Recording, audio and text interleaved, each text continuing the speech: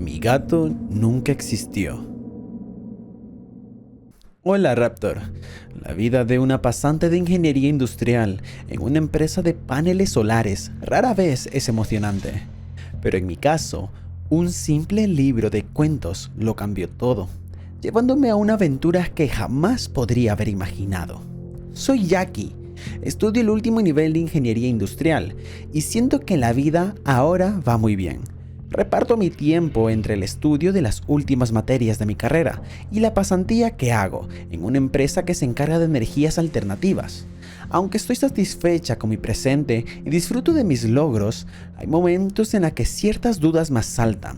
Dudas que siempre me llevan de regreso a mi niñez en busca de respuestas. En la empresa, en el área de almacenamiento de materias primas, veo siempre a un gato frecuentando ese lugar.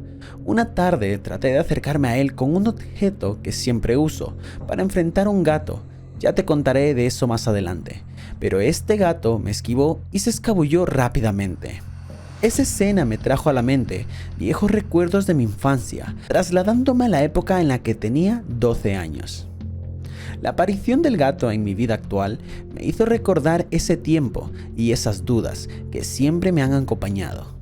Esos momentos de mi niñez donde la curiosidad era constante parecen haber dejado una marca en mi vida, una marca que aún en hoy me lleva a buscar respuestas en el pasado para comprender mejor el presente. Recuerdo un día en particular cuando no tenía nada que hacer y solo permanecía frente al televisor, tratando de entender un programa muy famoso que toda la familia veía sin perderse un solo capítulo. En ese momento escuchábamos en la calle al cuentero, como le decíamos, gritando: ¡Cuentos! ¡Llevo los cuentos! Mi padre se incorporó y abrió la puerta que daba a la calle. Salió a la vereda y llamó al señor de los cuentos. Tenía 2 maletas laterales, junto a la parrilla de su robusta bicicleta, que llevaba en el letrero del programa del incentivo a la lectura del gobierno. Se detuvo ante nosotros y metió su mano en una de las maletas, extrayendo un libro que me entregó. La carátula del libro, oscura y desgastada, solo mostraba letras, sin ilustraciones ni colores que llamaran la atención. Pero lo más inquietante era su textura. Al tocarlo, sentí un escalofrío recorrer mi cuerpo, como si sus páginas estuvieran impregnadas de un frío antinatural. Las letras parecían moverse, como si serpenteasen sobre la cubierta en un patrón hipnótico. Aunque el libro era gratuito y no podíamos escoger, una sensación ominosa se apoderó de mí, como si el objeto en mis manos escondiera algún secreto. Mi padre elogió brevemente y lo dejó sobre la mesa, y su indiferencia me llevó a pensar que era aburrido, por lo que perdí todo el interés en leerlo. 2 meses después, un profesor de arte nos preguntó si habíamos leído algún libro, y ante las respuestas negativas de todos, nos habló de la importancia de la lectura. Esa tarde busqué el libro que nos había dejado el cuentero, obligándome a enfrentar a ese objeto que había evitado durante tanto tiempo. Lo anduve buscando por todos los lugares donde podía estar, y cuando ya estaba a punto de abandonar esa iniciativa, lo encontré en medio de unos libros que mi padre guardaba con celo, a los que no me daba acceso. La curiosidad, que siempre había sido el motor de muchas de las cosas que hago, me obligó a sustraerlo del sitio donde estaba colocado y lo llevé a mi habitación con la intención de leerlo furtivamente. El hecho de que mi padre lo hubiera colocado en el sitio reservado solo para sus libros de consulta me llamó profundamente la atención. Ya eran las 3 de la tarde cuando abrí el libro. De inmediato, un zumbido se apoderó de mis oídos. Me levanté del asiento y, como un autómata, me dirigí al bosque que rodeaba el vecindario. Era como si una multitud de órdenes invadieran mi mente, guiándome hacia el interior de la vegetación. Al adentrarme, pocos pasos más adelante, vi un gatito mozo acechándome junto a un árbol. Aunque estaba bastante descuidado, su apariencia era inconfundible, irradiando una personalidad fuerte y enigmática. El gatito tenía una tira de tela alrededor del cuello, de la cual colgaba una piedra negra. Su cara presentaba un extraño símbolo circular en blanco y negro, similar a uno que mi padre tenía en una de sus camisetas. Me acerqué cautelosamente y el gato no reaccionó. se dejó cargar con una expresión que parecía reflejar una vida dura, como si llevara el peso de su existencia sobre sus pequeños hombros. Sin embargo, se restregaba contra mi cuerpo y ronroneaba. Solo esa muestra de cariño fue suficiente para que mi mente recobrara la normalidad. En ese momento, recuperé el control de mi voluntad y decidí volver a casa. Todo el camino, el menino ronroneó suavemente. Pensé en adoptarlo y convertirlo en mi regalo de cumpleaños, ya que faltaba apenas una sola semana. Pero al llegar a la puerta, se resistió a entrar. Se bajó como pudo y se refugió en un árbol cercano, instalándose en una horqueta a 1,5 metros de altura en el tronco. Lo seguí hasta allí y adoptó una postura estática, con la cabeza levantada y su mirada fija en un punto del cielo, como si intentara comunicarme algo con su actitud. La imagen del gatito, inmóvil y mirando al cielo, dejó una sensación inquietante en mi interior, como si estuviera en presencia de algo más allá de mi comprensión. Me retiré para observarlo de lejos y luego fui en busca de unas galletas que le remojé en leche y me disponía a llevárselas. Cuando iba camino de regreso, lo miré desde lejos y parecía que conversaba con alguien. Hacía chinitos mis ojos para enfocar mejor y me acerqué, preguntándole en son de broma: ¿con quién hablas, gatito? Pues solo me miró mientras se acercaba y después se concentró en las galletas. Tenía mucha hambre porque les devoró todas en un momento. Después volvió a quedarse en la postura inicial, mirando al cielo. No era un animal común. ¿Quiénes serían sus dueños? ¿Cómo llegaron al bosque? ¿Qué tanto miren el cielo? ¿Qué hay de interesante allí? Pronto, todo eso dejó de importarme. Fui a buscar la camiseta de mi padre, que el símbolo al que me recordaba su cara. Se la mostré a papá y le pregunté: ¿cómo se llama este dibujo blanco y negro? Ese símbolo es de la dualidad. Se llama Yin Yang, me respondió. Al final de aquella tarde, antes de acostarme, fui hasta donde seguía el gato. Cuando me acerqué, me maulló y se bajó del árbol. Vamos, Yin Yang, me invita a mi casa. Me di la vuelta y empecé a caminar para la casa, sin darle oportunidad a que me haga un desaire. Cuando miré de reojo para atrás, me iba siguiendo muy de cerca. Entramos a la casa y mi madre al verme preguntó: ¿qué intentas hacer con ese animal? Es Yin Yang, mi regalo de cumpleaños. Ambos se quedaron mirando y se allanaron ante mi mejor cara de ternura. Está bien, señorita, pero mañana lo llevaremos al veterinario para que lo examine y hasta que eso pase, no podrá dormir en tu habitación. No le insistí, ya tenía lo que quería y no iba a arruinarlo. Además, Yin Yang se portó muy bien, comió lo que mamá le sirvió y luego se acomodó en la cocina, en una caja que papá le trajo. Estaba feliz con mi gato. Me despedí de él y subí a mi habitación. Apagué la luz y me quedé plácidamente dormida. Todo fue que cerré los ojos y ya estaba soñando que andaba sola por un camino en el bosque y de pronto Yin Yang aparecía y no me dejaba avanzar. Se ponía frente a mí con una actitud feroz y lanzaba sus garras para tratar de lastimarme. Ese sueño siempre terminaba conmigo huyendo y el gato atrás mío persiguiéndome hasta que me tropezaba, caía y el dolor de las garras de Yin Yang en mi espalda me despertaba asustada. Pero eso no era todo. Luego de que me tranquilizaba y volví a intentar dormir, terminaba teniendo otro sueño en el que yo tenía en mis brazos a Yin Yang, pero él era un gato enorme y muy pesado. Pero ese sueño era hermoso, porque en él Yin Yang era un gato cariñoso y ronroneaba como un helicóptero viejo. El sábado, al término de mis deberes escolares y cuando pensé que era el momento de leer, volví a intentar concentrarme en el libro y de nuevo llegaron los zumbidos que me pusieron como una especie de trance. Era muy consciente de mí, pero no podía controlar el deseo de ir al bosque y empecé a recorrerlo. Esta vez era seguida de cerca por Yin Yang, que estaba como electrizado y con los pelos de punta. Era muy pequeño para detenerme, pero trataba de enredarse en mis pies para impedir mi marcha, pero no podía. Algo me empujaba hacia adelante. A cada paso que me adentraba más en el bosque, hubo un momento en que Jin Yang se desapareció de mi vista y me sentí muy sola y desamparada, en medio de los árboles que cada vez eran más y más inmensos, y en los muñones de sus ramas quebradas parecían simular rostros infernales de tenebrosas expresiones. En mi delirio parecía que corrían sombras delante de mí y que otras sombras detrás de los árboles que empezaron a mover sus ramas como alas de monstruosas aves. Estaba en medio de una sala que era presidida por un mantril finamente labrado en madera y un grande y pesado libro que parecía despedir destellos desde su interior. Parecía contener algo a punto de salirse porque los destellos se colaban entre sus hojas al punto de que parecía querer librarse solo.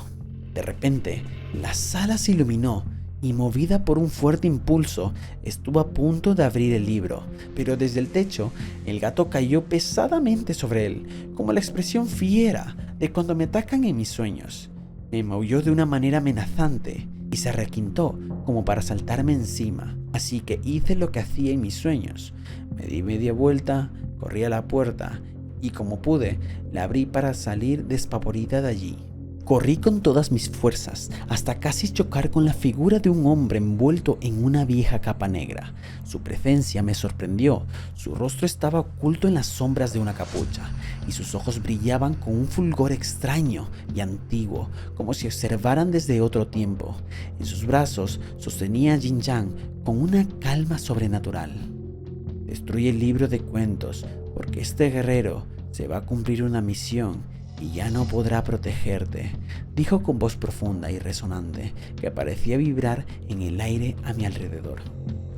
El gato saltó de sus manos, dio 2 saltos en el piso y llegó a mis brazos, pero en esos 2 segundos que duró su salto, había crecido un montón y estaba pesado. Me acarició y ronroneó en señal de despedida.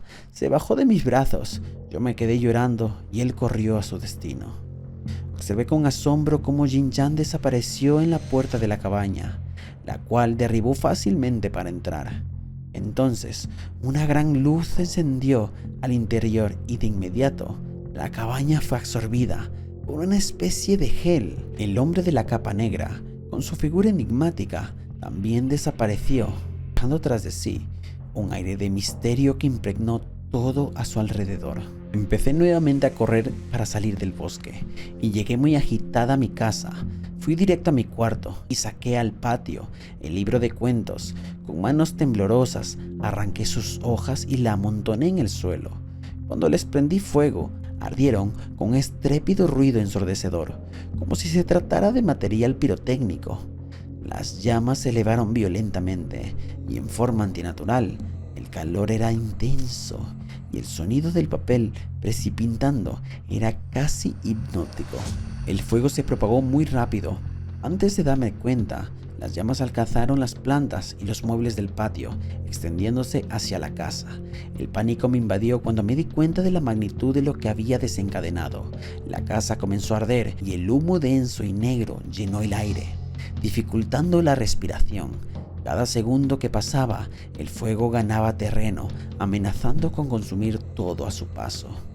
En medio de la confusión, mis pensamientos eran un torbellino.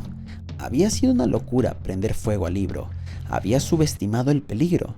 La duda me corroía, mezclada con el miedo y la desesperación. Las llamas reflejaban el caos en mi mente. ¿Había visto realmente a Jin Yang o todo era producto de mi mente inquieta? Bomberos llegaron justo a tiempo para evitar que todo se perdiera. Lucharon contra el fuego con valentía, sofocando las llamas antes de que consumiera la casa. A pesar de su rápida intervención, el daño estaba hecho. Las paredes ennegrecidas y el aire impregnado de humo eran testigos de mi imprudencia. Mamá y papá estaban furiosos y preocupados. Me castigaron por andar jugando con fuego, prohibiéndome ver televisión y cualquier actividad que consideraran recreativa. Se me acusa también de haber espantado al gato con las explosiones que provoqué. Pasó un buen tiempo antes de que pudiera regresar a una vida normal. Aquel día de los hechos, por la noche, apareció en mi cama una tira negra que colgaba del cuello de Jin Yang. La conservo hasta el día de hoy. Es lo único que no me dejó perder en la cordura de la confusión todos estos años. Como pasatiempo, he estudiado mucho a los felinos y su comportamiento, los mitos que hablan sobre ellos, dándoles el papel de nuestros guardias, y no me canso de ver videos divertidos de gatos en TikTok. Suena tonto, pero creo que ese gato evitó que yo desapareciera en el bosque, como han desaparecido cientos de niños que jamás han regresado. Cuando veo un gato callejero, siempre le enseño la piedra de Xinjiang, pero no hacen nada, y eso me hace dudar. Luego me repongo y me convenzco de que hubo un tiempo en el que yo tuve un gato muy especial. Hola Raptor, aquí estoy, retirado pero no olvidado. Por mi buen desempeño me dieron un último encargo que me arrastró a una pesadilla de la que aún no despierto. Hay cosas que la humanidad no está preparada para conocer. Soy el sargento retirado Miguel Reyes. Como debes imaginar, eso no es cierto. Lo que sí es cierto es que mi sobrino es muy gran fan tuyo y me dijo que tenías este canal en el que creo que encaja muy bien este relato. Hace unos meses, mientras disfrutaba de la tranquilidad de mi retiro en un pequeño pueblo costero, entre la pesca, la lectura y la compañía de Max, mi perro fiel, ya cuando la guerra había quedado atrás, al menos para mí, recibí una llamada que inició todo esto. Yo había servido en la Fuerza de Infantería del Ejército, hasta cuando consideraron que les había sido útil.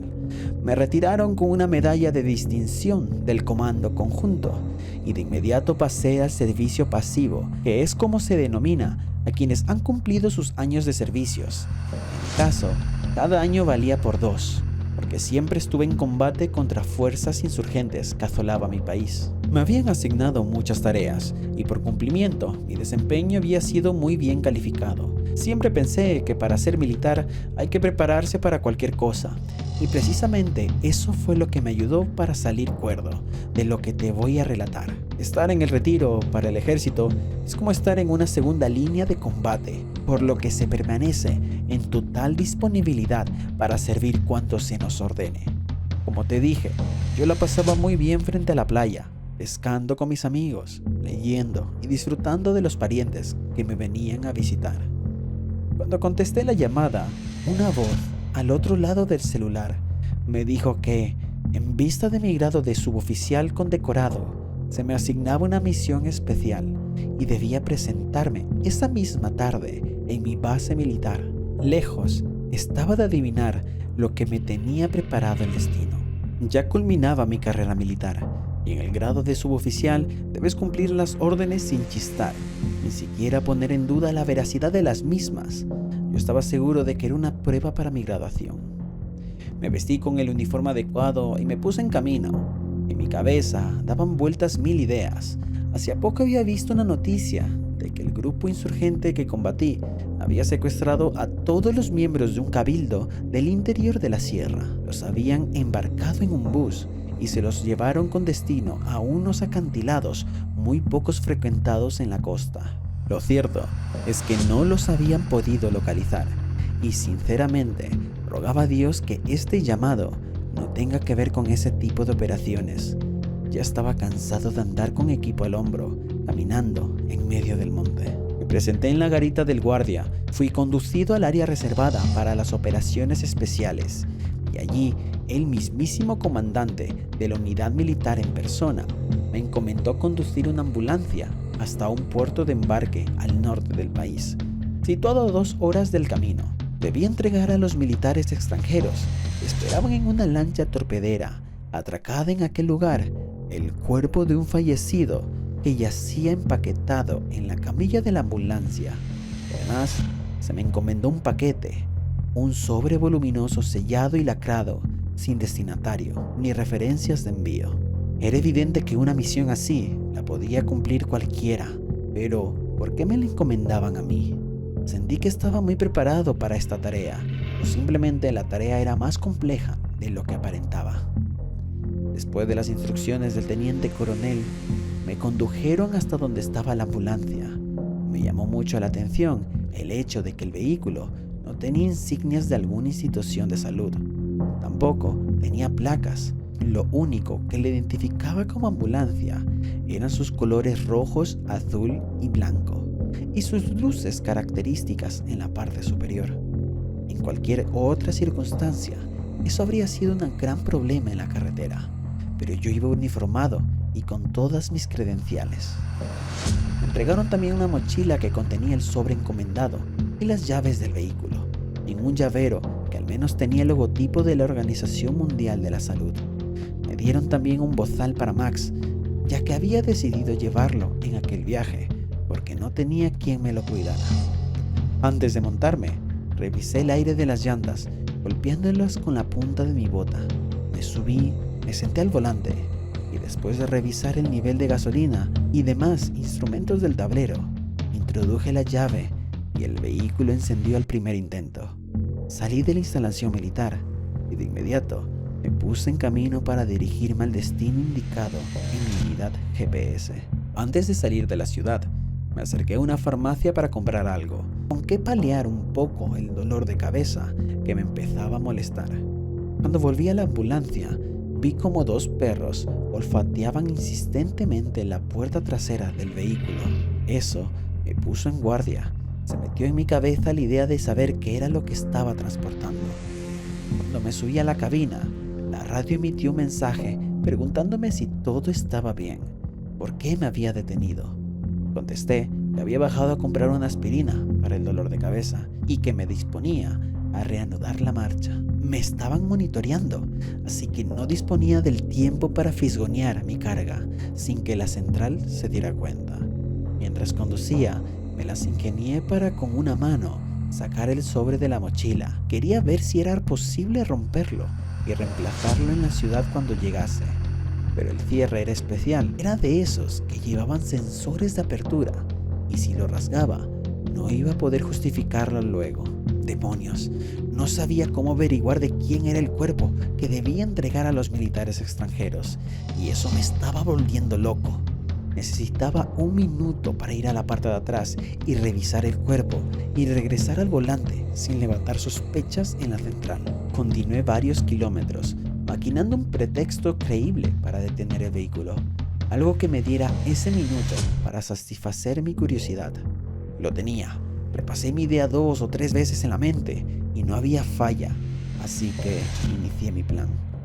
Frené bruscamente el vehículo y de inmediato bajé y me dirigí a la parte posterior. Abrí una de las puertas y subí de un salto. En la camilla, muy bien asegurada, estaba una funda térmica. Era negra y tenía una cremallera que la recorría longitudinalmente. Las manillas estaban a la mitad, así que escogí la que abría desde la mitad hacia la cabeza.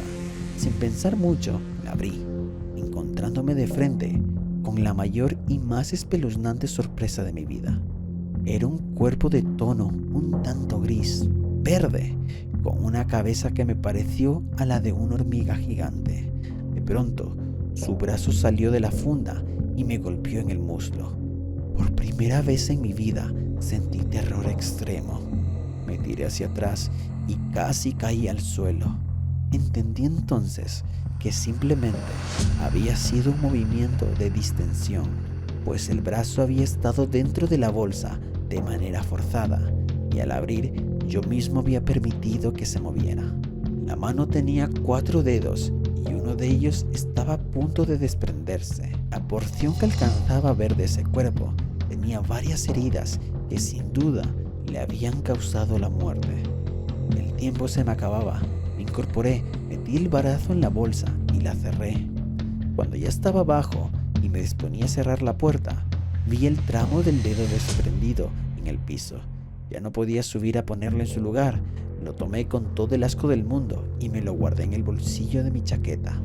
Cerré y me fui a la cabina justo cuando la radio emitió un mensaje preguntándome por qué me había detenido. Les expliqué que había atropellado a un gato montés que había salido de la nada y que había bajado a apartar el cuerpo de la vía y a revisar la carga porque había frenado de improviso. Noté su cambio de acento al preguntarme si todo estaba bien con la carga y simplemente les dije que estaba en su lugar y que no había novedad. Arranqué y seguí mi camino.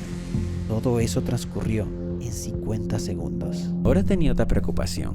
No sabía qué porquería espacial me había expuesto y para colmo traía un pedazo de eso en mi bolsillo y Max no paraba de olfatearme.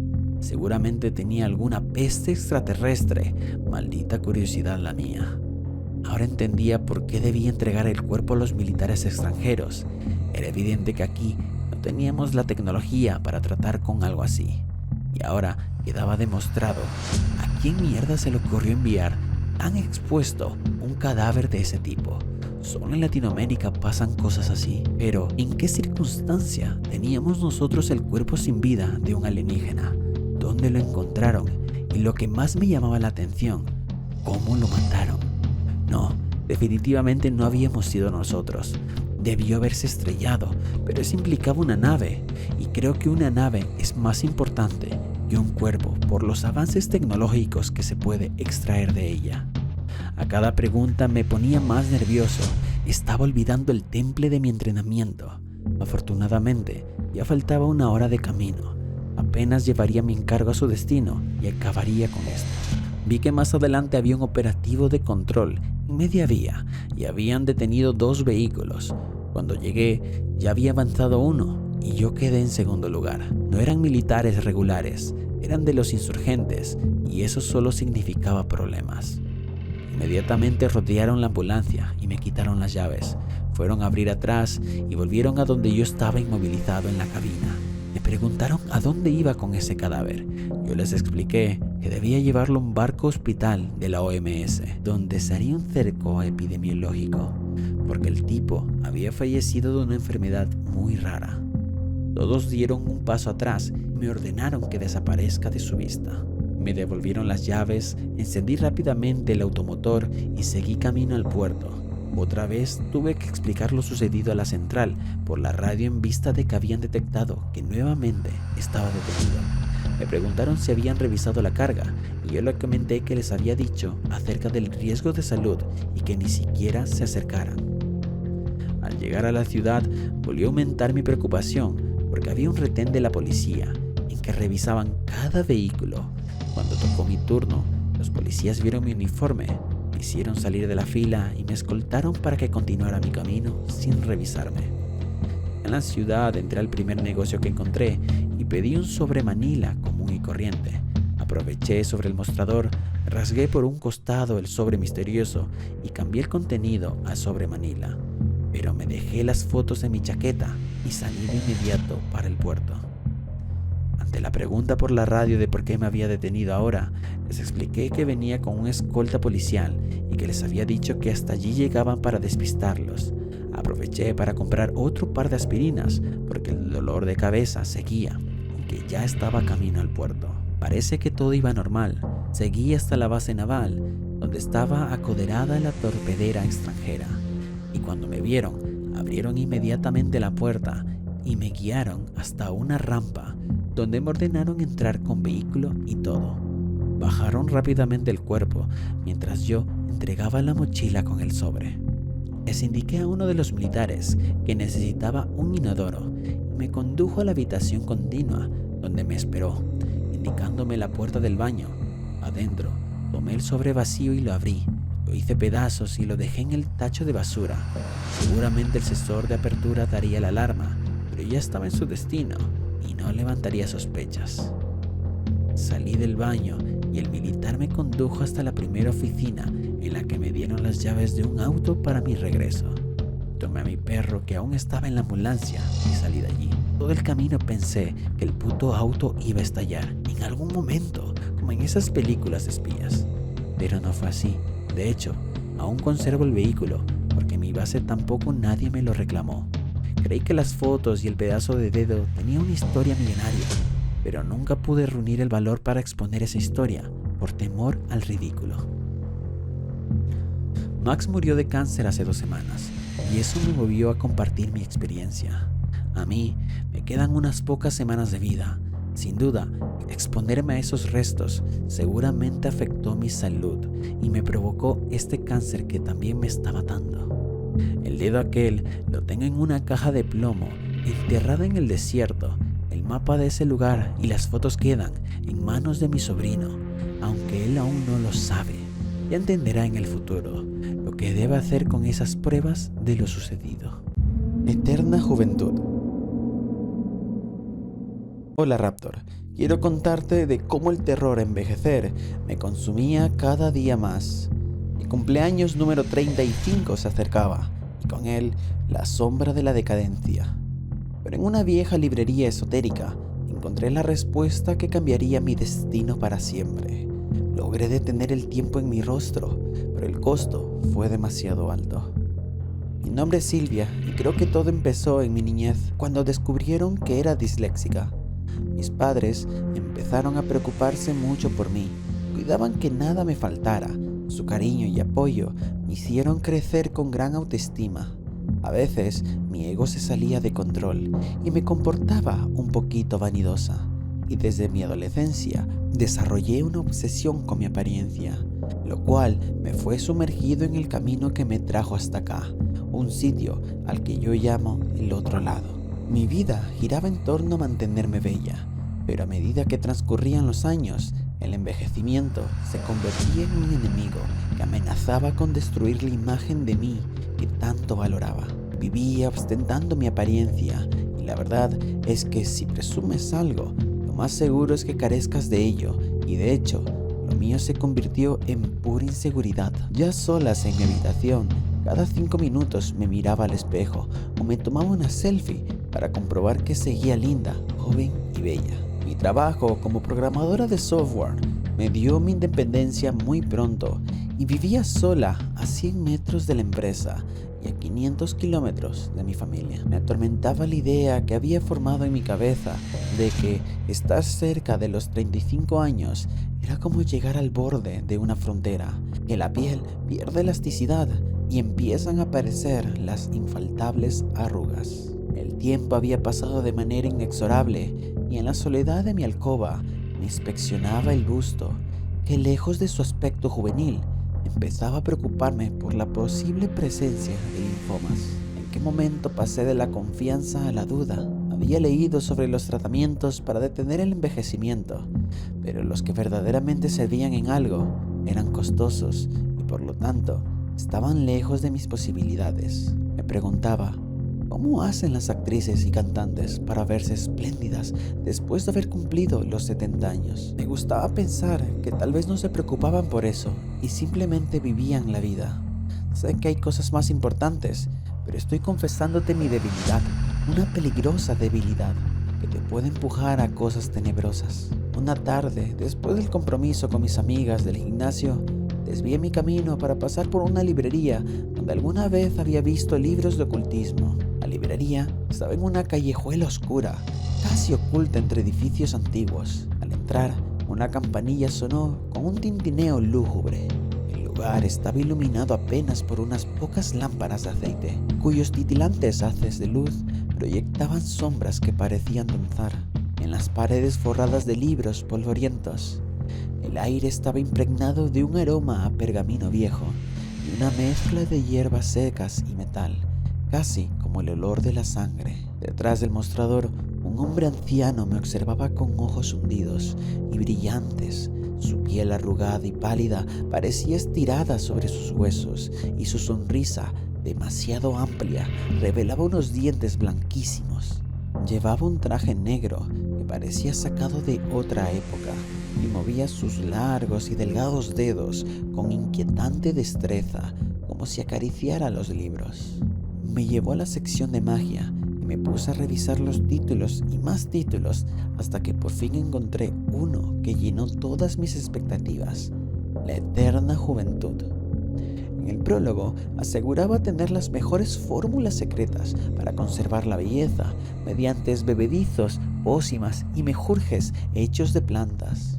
Cuando iba a dirigirme al mostrador a pagar, el anciano se acercó a mí silenciosamente y colocó su mano arrugada y huesuda sobre el libro.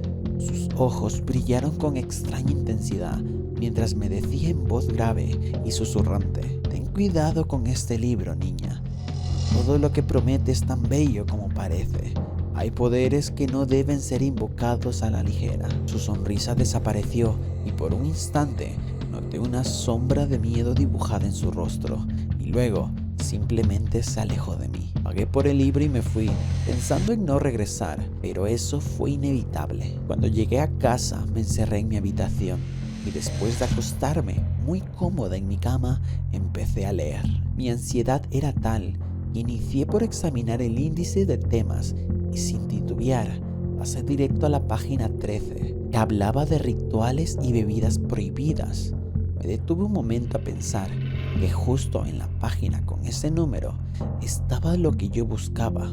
Al inicio del capítulo había una advertencia que me pareció bastante lógica, pues si se hablaba de que eran conocimientos prohibidos, era porque los rituales debían ser realizados por personas bastante experimentadas en estos asuntos y además porque algunos de los bebedizos, por un lado, evitaban las desafortunadas líneas de expresión en la cara, pero también podían afectar algunos órganos vitales por su calidad de psicotrópicos fuertes o incluso alterar el mismísimo metabólico celular. Otra advertencia clara era no confundir los ingredientes, puesto que en unos lugares tienen un nombre que puede variar de un país a otro. La única conclusión de mi primera noche con el libro fue que necesitaba más libros para poder volverme experta en el tema. Volví a la librería en busca de más información que me orientara en cuanto a términos de desuso y palabras raras o ingredientes cuyos nombres necesitaba aclarar. El librero me aconsejó nuevamente que fuera cuidadosa porque el ocultismo se debía ser exacto. Parece magia, pero es ciencia exacta, me dijo. Para evitar alguna confusión y después de varios días de investigación, me decidí por un ritual que solo se podía realizar en noches de luna llena y me cercioré que tuviera todo lo que necesitaba para él. No era mucho, un dibujo en el piso, saber la orientación solar y leer un texto. Me pareció perfecto porque no debía preparar ni beber nada. Y se trataba de una invocación en la que, repitiendo unas palabras, era posible detener el tiempo a nivel celular. El nivel de dificultad estaba marcado en lo más alto, pero yo no veía la razón. Solo debía repetir la invocación, la cual, para no equivocarme, la escribí en un pedazo de cartón enorme que encontré en mi bodega y que lo puse en la pared frente a donde debía pronunciar las palabras mágicas en voz alta. Allí decía: oh venerada Isis, haz que mi cuerpo se detenga el tiempo y las partes vitales de mí no cedan al empuje de los años, que todo se torne a mi favor para retrotraer mis células y que éstas dejen de envejecer. Tú, Isis, que ya le otorgaste la eterna juventud a la bellísima Nefertiti, repite en mí tus poderes. Seguí las demás instrucciones al pie de la letra e inclusive coloqué el celular en un trípode para filmar el ritual. La luna brillaba con todo su esplendor, así que todo listo, repetí una a una las palabras del hechizo. A la luz de varias velas y con la mirada fija en la dirección en la que el sol se había escondido en el ocaso, la sala principal de mi casa se llenó de una atmósfera de expectación que casi se podía palpar. Las velas parpadeaban suavemente, proyectando figuras inquietantes en cada superficie.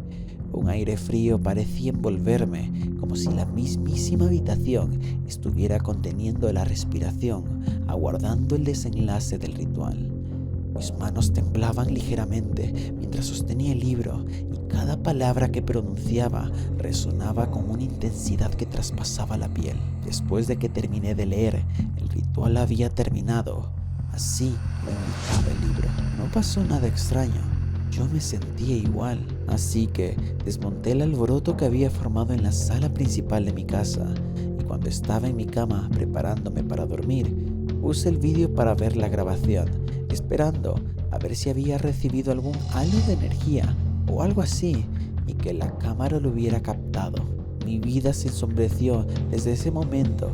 Creo que maldije 1000 veces mi dislexia por aquel error. En lugar de leer retrotraer, había leído retener, ya que Repetí 100 veces el vídeo esperando que en la siguiente ocasión se hubiera borrado el error y aterrada imaginaba las consecuencias de este cambio que estaba segura había alterado el significado de la frase. Me pasaba con bastante frecuencia que cuando debía leer en voz alta cambiaba las palabras, pero justo en esta ocasión en la que debía ser muy precisa, le había cambiado por completo el sentido al ritual. Mi única opción era el viejo de la librería, que ya eran las 12:20 de la noche.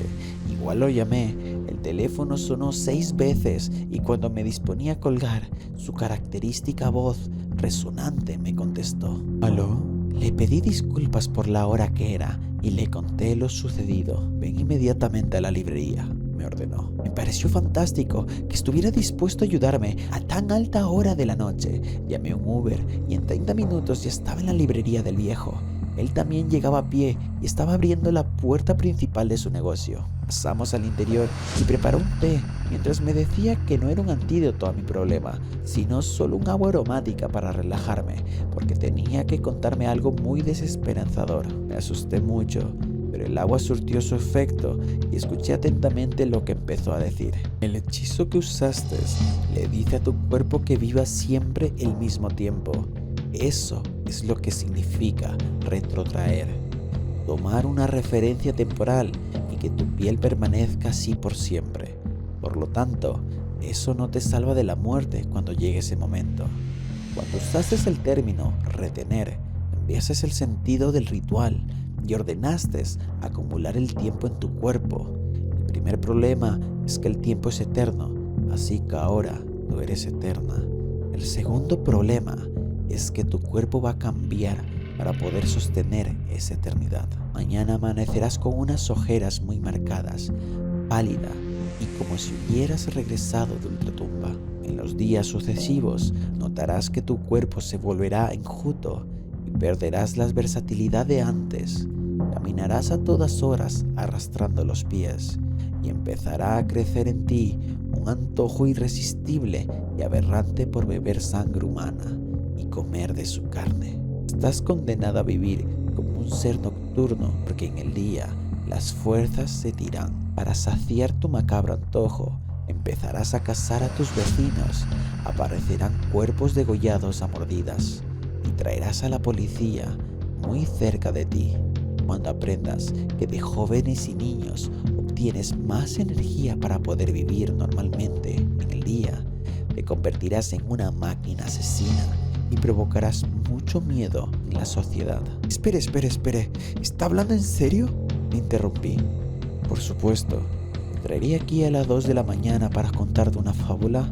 Solo escucha lo que tengo que decirte y luego decide si creer o no, ¿te parece? Me dijo el viejo en forma tajante. Está bien, continúe, dije para ver dónde llegaba el viejo con su cuento. Cuando la culpa te torture por hacer lo que vas a hacerle a tanta gente que se cruce en tu camino, magullarás tu conciencia hasta hacerla desaparecer. Sin conciencia activa, tu ego se irá por las nubes y entonces te convertirás en un monstruo muy peligroso para la humanidad. Harás resurgir las leyendas como el chupacabra, el hombre lobo, los vampiros y todo lo que la sociedad puede imaginar. Serás el inicio de una era de caos. Si en algún momento te descuidas, provocarás que este mal se propague y es hasta donde puedo ver el desarrollo de lo que acabas de hacer. ¿Está usted loco? ¿De dónde saca tanta imaginación? Supongamos que sea así. ¿Qué me quiere vender para solucionarlo? Hagamos el negocio para el que me trajo aquí y listo. No hay nada que pueda solucionarlo, me dijo el viejo sin perder la compostura. Me explicó además que lo único que podía hacer él era contarme lo que pasaría en mi futuro y así apelar a mi lado humano para que nunca pierda el control de lo que acababa de desencadenar. La conversación terminó allí. Salí de la librería muy cansada por la mala noche. Yo estaba acostumbrada a no desvelarme para procurar el adecuado descanso a mi cuerpo y me enojé de haber perdido el tiempo con aquel anciano estrambótico. Un taxi me llevó a casa, entré y me tiré en la cama sin más. El día siguiente sonó la alarma, pero no quería levantarme. Sin duda, seguía cansada por haberme dormido tan tarde. Con gran esfuerzo fui al baño para empezar mi día. Al verme al espejo, noté en mis ojos unas ojeras muy marcadas, mi piel pálida, y un semblante como si hubiera regresado de la muerte. Era todo lo que me había dicho el viejo. El cambio había iniciado.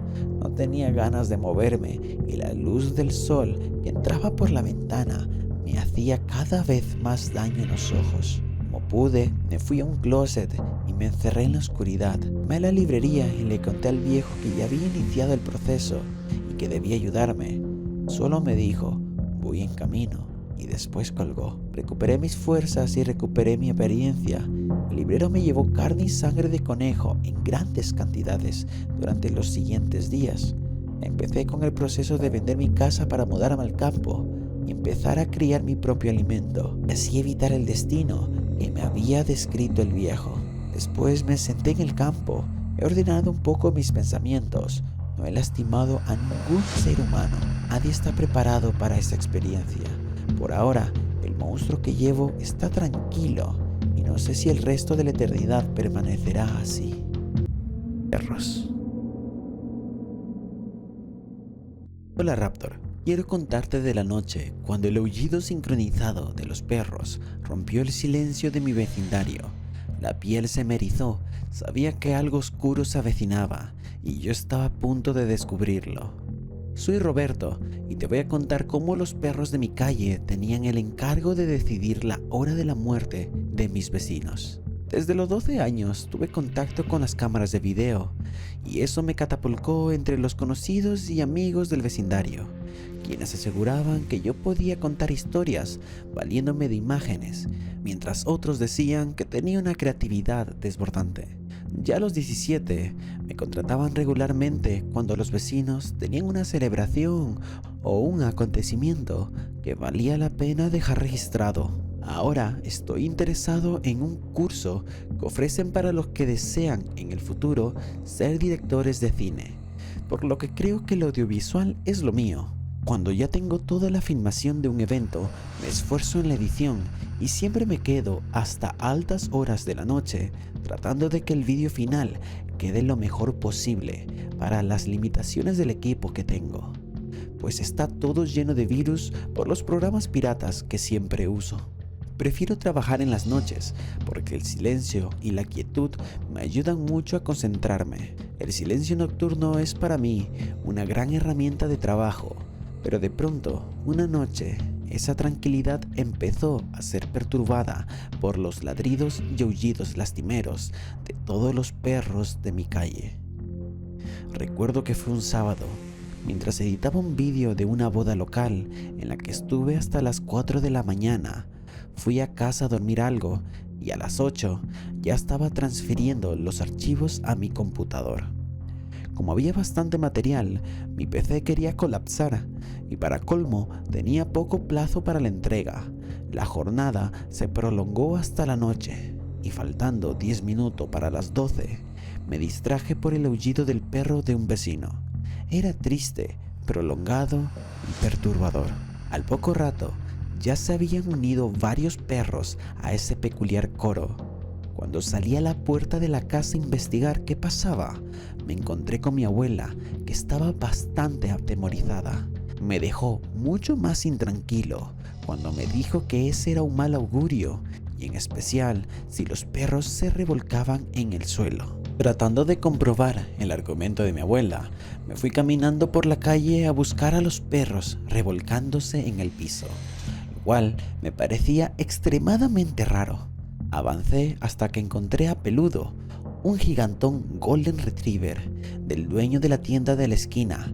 Estaba aullando y bastante ocupado en cavar con sus patas en el jardín, lo que me pareció inusual. Pero como afortunadamente no estaba revolcándose en el piso, me tranquilicé y regresé nuevamente a la casa, donde me estaba esperando con urgencia el trabajo que debía entregar al otro día. Me amanecí editando el video de la boda, ya eso de las 9 de la mañana, que terminó el renderizado. Volví el archivo y me fui a entregar el trabajo antes de que los novios se vayan de luna de miel.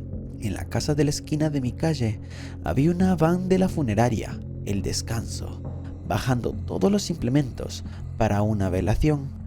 Medio me acerqué a preguntar a doña Isabel qué había pasado y me dijo que don Eduardo había muerto, que llevaba varios días de convalencia por una afección bronquial crónica y que justo en la noche se había agravado.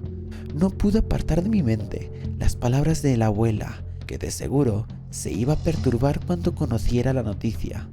Además, relacionaría los dos eventos, la muerte y los aullidos, y nos preocuparía con sus advertencias. 3 noches después, cuando llegaba a pie de mi casa al final de la tarde, en la acera del frente y al inicio de la calle, me encontré con el perro de un vecino que se revolcaba de espaldas en el suelo. Se retorcía de forma cómica y me reí de verlo porque creí que estaba disfrutando ese juego. De pronto se levantó, se fue a un lugar donde había césped y se puso a aullar.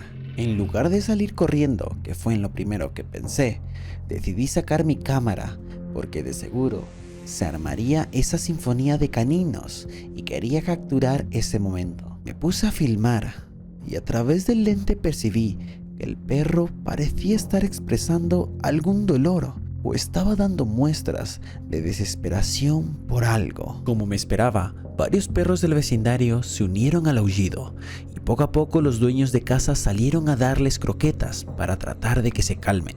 Pero ninguno le hizo caso a su bocado preferido y siguió con el aullido, el cual se prolongó por un buen rato. Todo quedó registrado en mi cámara. Llegué a casa y la intriga que provocó en mí el comportamiento de los perros me llevó a examinar minuciosamente el material grabado, así que me llevé mi cena al cuarto y preparé los equipos. Cuando ya le había dado al botón de play y se empezó a escuchar los aullidos a través de mis parlantes, irrumpió en mi habitación la abuela y casi me mata del susto.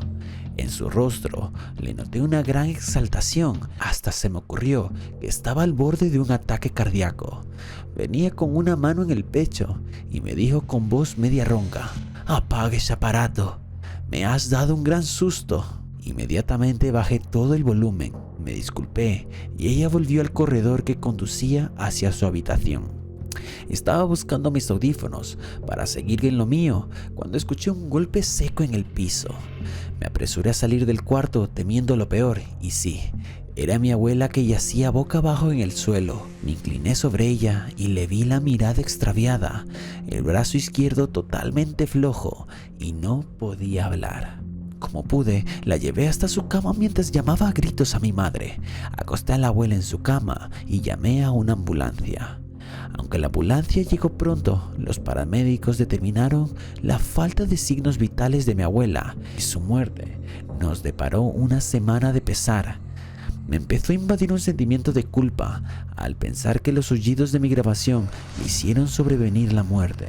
De entre las tantas visitas de pésame que recibió mi madre, una señora amiga de mi abuela y aproximadamente de la misma edad conversaba con una tía y se refirió al pánico que sienten en el campo cuando los perros aúllan.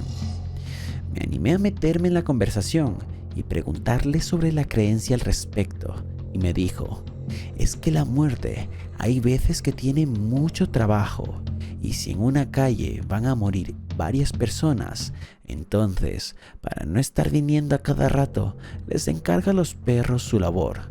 Ellos deciden la hora». Esa respuesta para mí era la confirmación de algo, pero yo necesitaba una prueba que valide esa afirmación para aceptarla como verdad. Y no solo siga siendo una creencia derivada de la ignorancia que se enseñorea en los campos. Fui a mi cuarto a ver de una vez por todas y con más detalle la filmación que habían hecho de los perros mientras aullaban. Cuando avanzaba la grabación, pude ver una sombra casi imperceptible que se acercaba a los perros y después de eso empezaron a aparecer unas manchas blancas muy tenues que flotaban encima de ellos y que luego se desplazaban en varias direcciones. A simple vista no se notaba nada. Era necesario afinar muy bien el ojo y ralentizar totalmente la grabación. Esto me dejó totalmente impresionado. Había leído un artículo sobre esas manchas y decía que solo aparecen en las películas de eventos paranormales. El parte médico que certificaba la muerte de mi abuela finalmente decía que ella sufrió un accidente cerebrovascular. Yo, para mis adentros, pensé que los aullidos de los perros se encargaron de activar esa dolencia que ya estaba presente en su estado de salud, agravado esto por su carga de creencias que vinculaban todo lo que sucede de manera natural a efectos sobrenaturales. Sin embargo, en el fondo sigo sintiendo que el golpe final se produjo en el momento que estaba examinando las imágenes con el sonido en los parlantes, en lugar de haberlo hecho en mis audífonos. Ello pudo llevarla a un estado extremo de pánico. Era la segunda muerte en el barrio en menos de una semana. ¿Habría otro vecino en la lista? A los 5 días aproximadamente, llegué a casa a la medianoche, después de filmar una matiné, y encontré a mi familia todavía despierta. Al preguntarles qué pasaba, me explicaron que los perros se habían alborotado y en un momento empezaron a aullar todos a la vez. Eso los había hecho perder el sueño.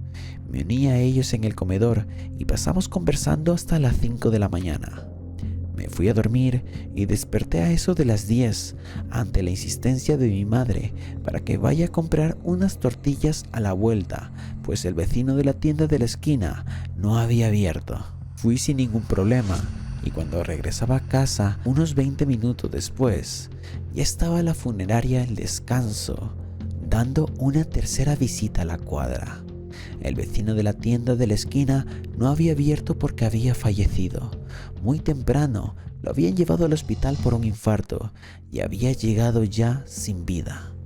Me repetí en la cabeza que solo sean estos 3 que la muerte había encargado a los perros. De no ser así, era como jugar todos los días a la lotería.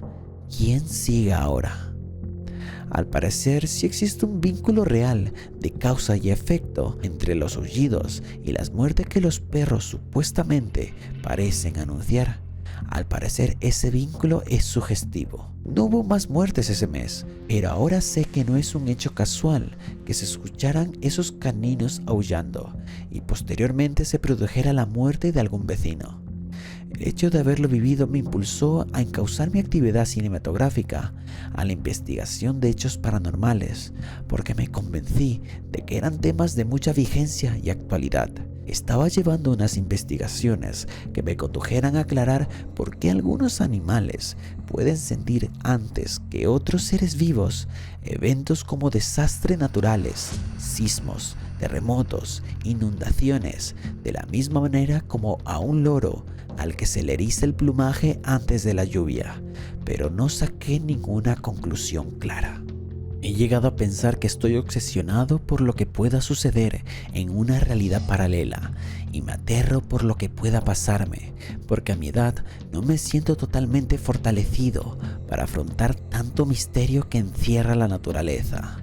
Una noche, mientras estaba oculto por un lugar en el que había detectado unas huellas de un animal, percibí el paso de un bulto negro que seguramente terminó por darse cuenta de mi presencia gracias a su fino olfato. Cuando avanzamos a unos pasos del sitio donde me oculté, sentí fija en mí su mirada, y cuando lo sentí muy cerca de mí, no hice más que detener mi respiración y hacerme el muerto. Sentí que me olió la cara y al no apreciar mi respiración, finalmente se alejó, no sin antes orinarse encima mío. En el 5º aniversario de la muerte de mi abuela y en una horripilante noche de aullidos, ladridos y terror, decidí apartarme por completo de los temas que encerraban algo paranormal o que conllevaran a sentir algún tipo de temor. Ahora estoy dedicado a los cortometrajes que muestran la vida cotidiana de la gente. En algunas noches, cuando se alborotan los perros con sus aullidos, pongo unos audífonos que me impiden martirizarme con recuerdos. Estoy a punto de terminar mi carrera de producción audiovisual y tengo abundantes clientes que me encargan el acabado de sus contenidos. En las noches de luna, cuando siento que los recuerdos van a conspirar en contra de mi tranquilidad, me retiro rápidamente a otro ambiente, porque no quiero que en algún momento de mi vida me deje traicionar por mis propios temores, como le pasó a mi abuela. Me he trasladado a un edificio de apartamentos donde por cuestiones de sanidad y espacio están estrictamente prohibidas las mascotas. Quisiera creer que los aullidos y los ladridos de los perros no me han traumatizado ni me han producido consecuencias psicológicas, aunque debo reconocer que esos recuerdos, y en especial la voz ronca que fue lo último que escuché de mi abuela, me persiguen hasta el día de hoy. Y si no tengo sueño, me acuesto a ver unas películas en el que el bueno nunca muere y queda eternamente feliz. Vivo muy tranquilo porque creo que todavía no estoy de primero en ese estricto listado de muertes que llevan los perros. Un castillo encantado. Hola Raptor, quiero contarte de cuando mi vida en Madrid se volvió una rutina constante de trabajo y ruido. Había perdido las ganas de vivir, todo me asfixiaba. Necesitaba un cambio radical, algo que me sacara del caos y me devolviera la paz. Pero a veces buscas la paz y lo que encuentras es el infierno mismo. Soy Hebert y desde mi niñez descubrí que mi talento era dibujar caras y personas. Durante muchos años ejercí este oficio en un sector de la ciudad cercano a Puerto Alcalá, aprovechando la afluencia de turistas que pasaban por el lugar. Todo era muy agradable al principio, hasta que al pasar de los años llegué a hartarme del bullicio citadino y en especial de los altos niveles de contaminación del aire en estos sitios muy poblados. Fue entonces que tomé la decisión de abandonar la ciudad y tratar de instalarme en un lugar donde predominara la naturaleza y se pudiera esquivar el afán diario y las horas pico. Me di la tarea de buscar un lugar, uno de esos tantos pueblos que, por la migración del campo a la ciudad, van quedando olvidados y tienen hermosas casas vacías, las cuales se pueden arrendar o comprar a muy buen precio.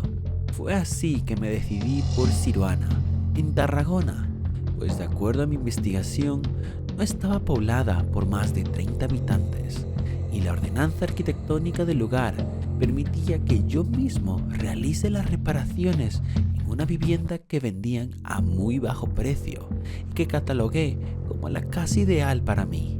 Además, ese lugar tenía otras ventajas paisajísticas, como el tener en su territorio un castillo medieval que, siglos atrás, había servido de claustro para una abadía. También, el pueblo había sido levantado en una montaña y el deporte de escalar había tomado un giro inusitado que atraía a muchos turistas. El aspecto encantador del pueblo, sus casonas de otro tiempo y la abundante visita de turistas que buscaban el riesgo de escalar en las elevadas rocas en las que se habían cimentado las edificaciones me podían dar mucha más ocupación de la que me había proporcionado Madrid.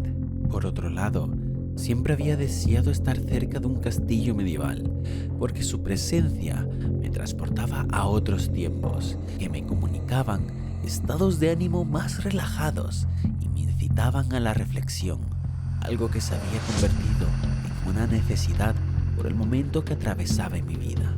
Mi llegada al pueblo fue como un paso hacia otro mundo.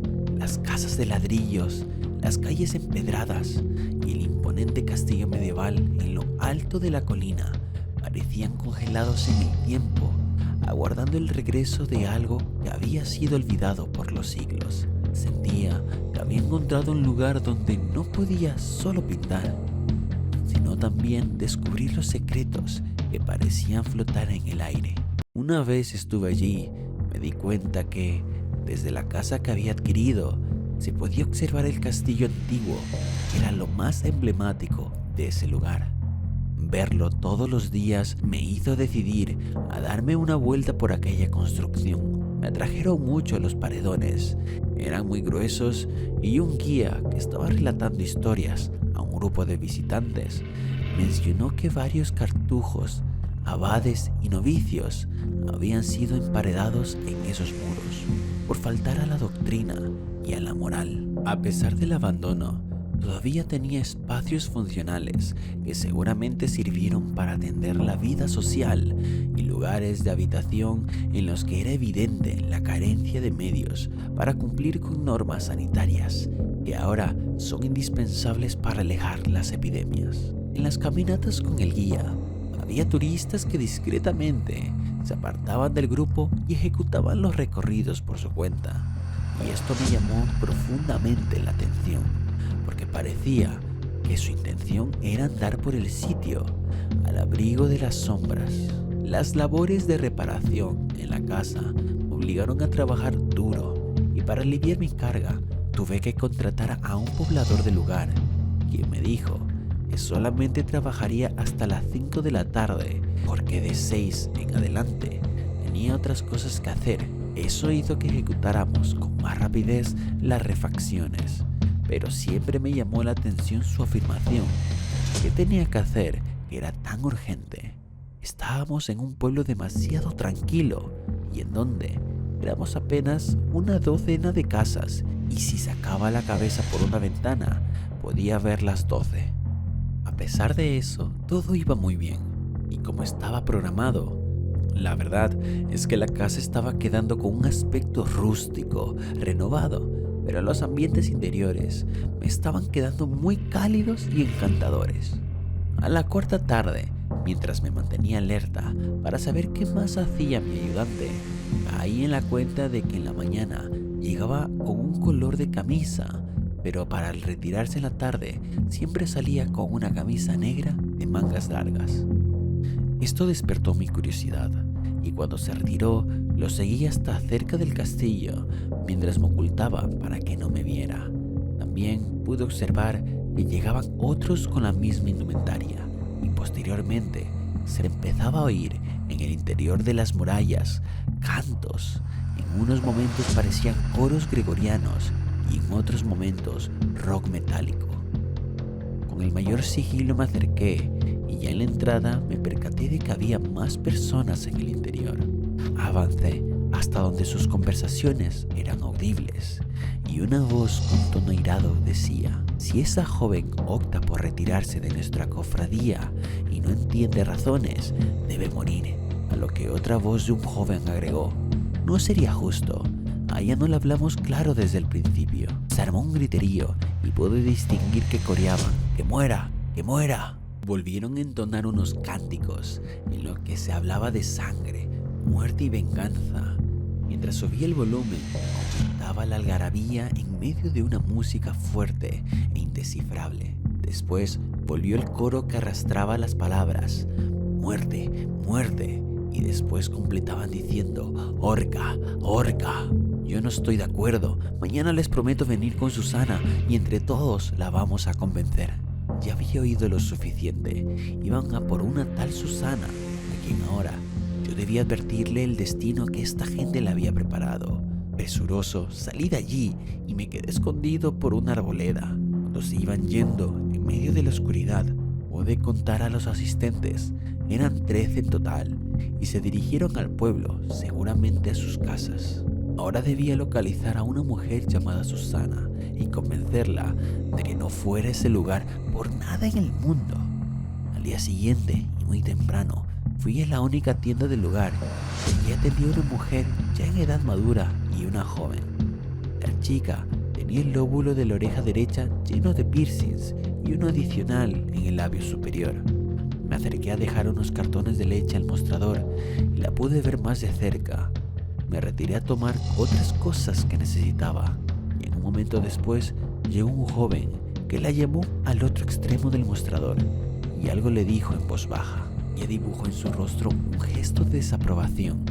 El joven insistía en algo, pero en vista de su actitud negativa, él optó por despedirse de ella y salir del lugar. Convencido de que ella era la tal Susana, cuando volví al mostrador me acerqué para que me indicara el valor de mi compra y la llamé por su nombre. Eso la sorprendió, por lo que me miró desconcertada, y para calmarla le dije en voz muy baja: es importante que no acceda a ir al castillo. Ellos no permitirán que se aleje de ellos, y si va, puede exponerse a algún peligro.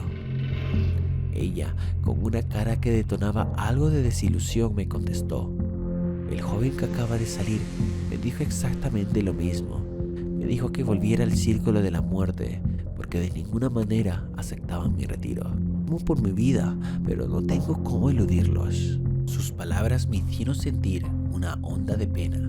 Sin pensarlo dos veces, le ofrecí mi casa para que se quede allí, pero le mencioné que en ese momento estaba trabajando conmigo en las reparaciones.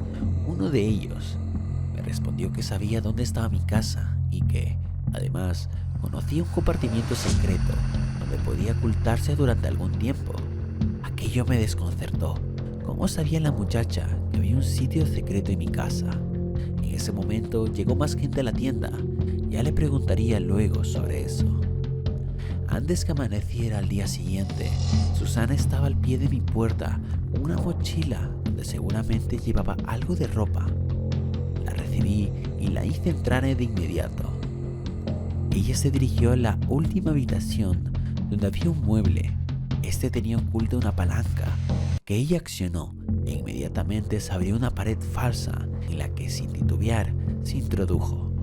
La familiaridad con la que hizo el recorrido me sorprendió. ¿Cómo sabías de este escondite? Yo te vendí la casa. Era de mi abuelo. Creo que a mis padres los desaparecieron los del Círculo de la Muerte. Y cuando murió mi abuelo, decidí salir de acá. Le pedí a la inmobiliaria que mantenga mi identidad por fuera de la negociación. Vi cómo la reparabas y supe que estaba en buenas manos. ¿Y vas a encerrarte aquí y nada más? No he dormido nada. Y aquí me siento segura.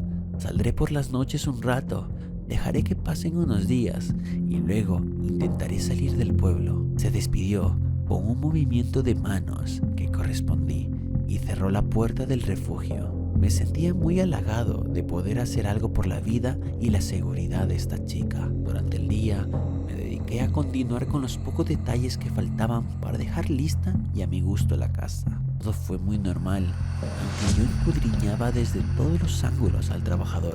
En ningún lado le descubrí nada sospechoso, pero se mantenía siempre cerca de mí, por lo que en ningún momento intenté comunicarme con Susana en su encierro. Cuando ya se puso su camisa negra y se retiró, fui a darle algo de comer a la joven que había pasado encerrada todo el día.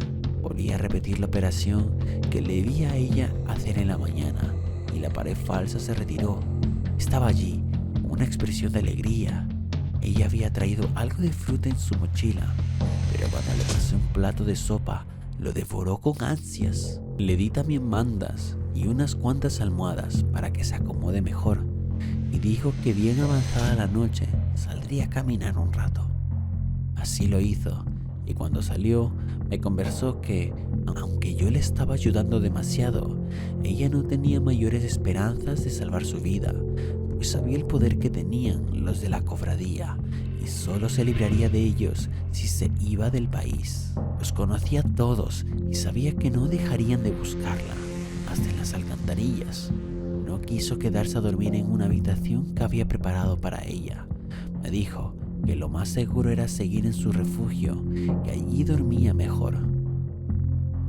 Esos pueblos chiquitos son infiernos grandes, y ese día, mientras acabábamos de entrar un poco del material de construcción, se introdujo por la puerta un perro que estuvo olfateando justo por el lugar que ella estaba. De hecho, también lo estaba observando mi ayudante, y sacó el perro llamándolo por su nombre. Sal, Custer. El hecho de que lo llamara por su nombre me cayó como un balde de agua fría. Me pareció que el perro era parte de una estrategia para rastrear a Susana. Cuando el tipo terminó sus labores y se retiró, fui rápidamente a su lugar de encierro y le comenté la situación. Ella, cabizbaja, entró en una especie de mutismo, comió poco y accedió a recostarse en el cuarto que le había ofrecido el día anterior. Me dijo: es mejor que me vaya para que los del Círculo de la Muerte no tomen represalias en tu contra. Esas palabras me sonaron a despedida. Lo dijo de una manera tan resuelta que no me atreví a contradecirla. Decidí volver a la tienda para comprarle cosas que pudiera llevar en su viaje de escape, que supuse que sería esa noche. Al salir, noté la presencia de dos personas conversando en una esquina, a 3 casas de la mía, pero seguí caminando. Cuando regresé al rato, ella no estaba, la habían raptado. Y me inmediato me dirigí al castillo y me ubiqué en un sitio desde donde podía observar todo. En ese momento salían con un bulto que se movía desesperado. Deduje que era un cuerpo, el de Susana. Entre los que cargaban el bulto estaba mi trabajador y otras 3 personas más, todos armados con rifles de alto poder. Iniciaron una especie de desfile fúnebre hasta un gran espino negro que se levantaba cerca de allí. Había una especie de altar hecho con trozos de madera sobre el cual pusieron el cuerpo. Pensé que harían algún ritual, pero lo que hicieron me heló la sangre. Sin ningún remordimiento, prendieron fuego al altar y quemaron el cuerpo. La impotencia que sentí me perturbó. Quería salir corriendo de mi escondite para tratar de salvar a la chica, pero me acobardé por las armas que tenían las 13 personas alrededor de la fogata infernal. En medio del llanto me convencí que no hubiera podido hacer nada, que lo mejor era huir y salvarme del destino para denunciar a estos salvajes sin alma. No había tiempo que perder. Me fui a casa, hice una maleta con lo que consideré que podía llevar y salí en mi coche a toda velocidad. Quería alejarme del pueblo. A unos kilómetros más adelante había un operativo de control policial. Me hicieron bajar del vehículo y en mi coche encontraron unos ornamentos religiosos que se habían sustraído de la iglesia. Me llevaron fuertemente custodiado a la cárcel de Cornudella, donde me hicieron firmar una declaración en la que parecía entregando voluntariamente el producto del robo a la iglesia. De inmediato me impusieron la pena de destierro y tuve que firmar una cesión de los derechos de mi casa a quien había sido mi ayudante en los trabajos de reparación. Me incautaron el coche y luego de esto me embarcaron a un bus que me llevó a la próxima estación. Decidí regresar a Madrid. Al menos seguía con vida. Por andar buscando la tranquilidad del campo, fui a dar a un infierno dominado por una secta de asesinos. Cuando volví a mi total tranquilidad, pude pintar un cuadro con mucho realismo el momento en el que encendían la hoguera. Puse, en lugar del bulto que vi, a un cuerpo con el rostro de Susana y a la gente alrededor, de tal manera que también se podían distinguir claramente los rostros de sus verdugos, los mismos que llevaban grabados en mi mente. Tenía 2 opciones: quedarme tranquilo después de ver cómo acabaron con la vida de esta inocente mujer, o denunciar de alguna manera este oscuro crimen perpetrado por estos desquiciados que se sumergen en las tinieblas del satanismo y luego no controlan su sed de muerte y venganza. Mi conciencia no era sosiego. Hablé con un periodista de crónicas judiciales de El País en Madrid y le llamó mucho la atención la historia que le conté. Me dijo que iba a publicar una foto del cuadro para ver qué repercusión podía tener. Lo cierto es que a los pocos días vi una crónica completa en la que él alertaba a las autoridades de Cornudella del peligro de esta situación y por las consecuencias de esta investigación. El autor de la nota recibió un premio nacional de periodismo. Yo no quise volver a contactarme con este señor por temor a que de alguna manera me asociaran con el hecho que denunció. A veces logro recuperar mi tranquilidad, pero se me ponen los pelos de punta cuando en algún lugar escucho esas canciones de rock metalero en las que algunos de mis amigos demuestran su rebeldía contra los que ellos llaman el sistema, pero que tal vez tienen un significado más oscuro.